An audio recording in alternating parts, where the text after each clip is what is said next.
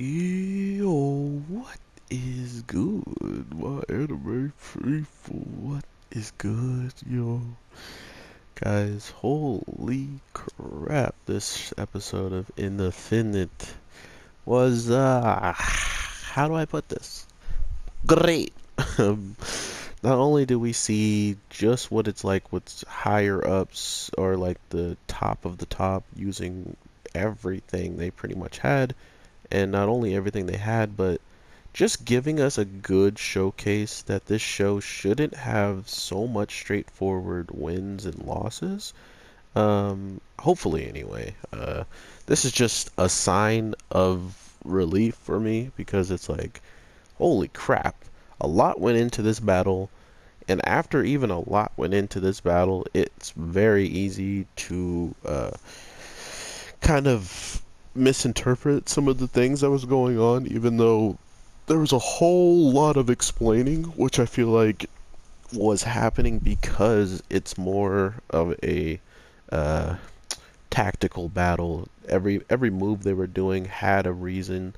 Everything they pretty much started doing towards the end had completely killer and bloodlust attempts in it. So even when someone's going that ham trying to take the win or whatever, you kind of lose your thought process of either your plan or you start to question yourself and you might even find yourself losing like that. So with this, I feel like where the doubt or the problem came in is this character had such a good plan to do something, and because it didn't work out, that's what truly threw him off of his game, or it, or whatever this being is that can speak English or Japanese. Um, it was then when I pretty much saw the one time this character actually felt, I was gonna say defeated, but at least was feeling the heat, right? Was at least understanding that everything you were kind of putting out there and everything you were kind of showboating and talking about, excuse me, might not be the end all be all of this fight like you think it's going to be, and now you're gonna have to, either adapt much quicker than your opponent just has, or is this my opponent's full plan this whole time like he expected me to do this type of stuff? So it's those really weird parts of this show that once you get into it, you're kind of stuck just wondering what the strong people were like, but this is such an awesome display.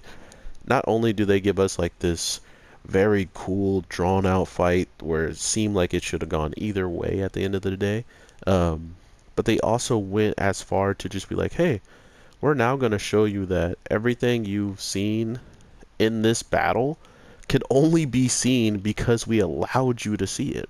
We allowed the characters of your main cast be able to see it, so it would be more insightful for not only us, the audience, but for the people who don't have any clue what's going on, because without Big Brother there, I don't think anybody knows what's really happening in that fight that's, around his level, or maybe 4 months ahead of him, maybe. I don't know exactly when this game started and how long people could have already grinded and stuff like that, but clearly there's notable top people that are known throughout all the lands.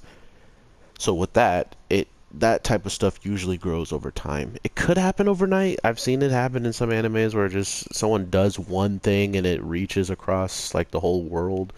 Almost, for instance, Aizen Gon from Overlord. He pretty much did one thing in one area, and everybody knew that he was either a threat or a friend because of who he helped.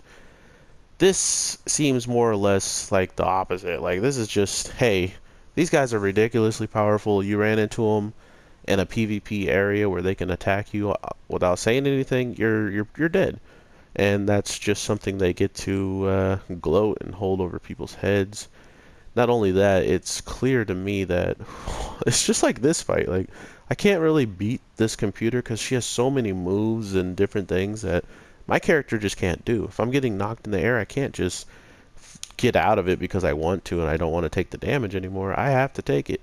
So those are the types of things that were very present in this, is because they're so high and because they have superior items that clearly no one probably has. That's what gives them their actual gaps. That's what gives them their actual toughness, and then experience above all things, with Figaro pretty much showcasing everything down to de-equipping to having multiple swords of the same swords. He already had dual wield swords, but one of them broke and he still had another version to just bust out real quick like it was nothing. So cautious types of stuff like that. But not to mention he then changes over to a different sword that I thought was two-handed, because he started with it two-handed and then winds up losing an arm and one-hands it. So it's it's such a sick battle, and it's such a sick end. But to think that it's starting to be eclipsed by someone doing something at the end of the day is pretty interesting. I'm telling you, this show has been keeping me entertained and at least engaged more than I expect.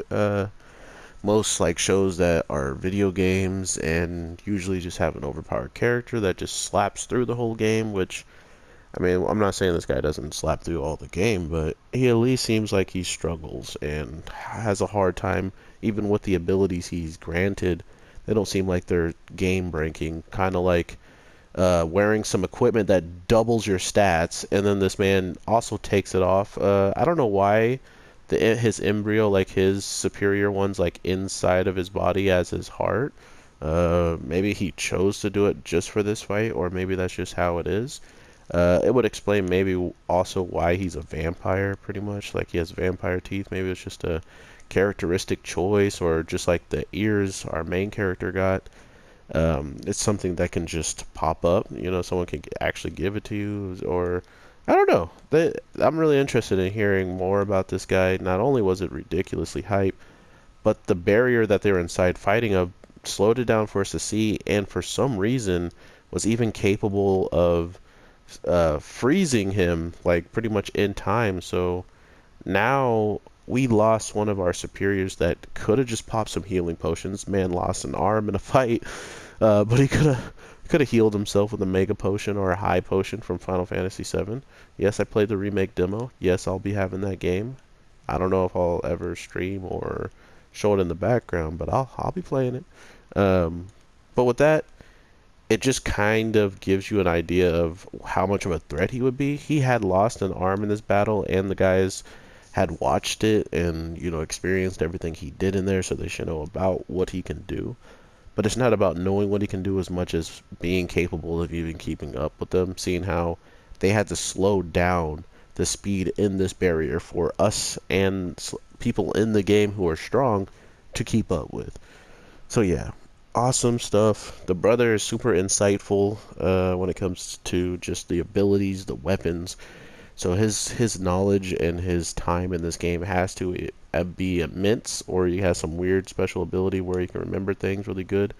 But to the point where the identification person whose only job is to have information and be a broker for said information had no way of figuring out what they were doing and what they were using. So take that into perspective now for any time we run into people in the world where they could just be rocking anything and be a deadliest player, and there's a way to get past a checking system where someone can actually scan what you got and still not even know what's going on with your equipment. So with all that being said, everybody, I hope you have an amazing day, night, evening. I apologize, all these reviews are going to come out relatively late, but I always say better late than never, right?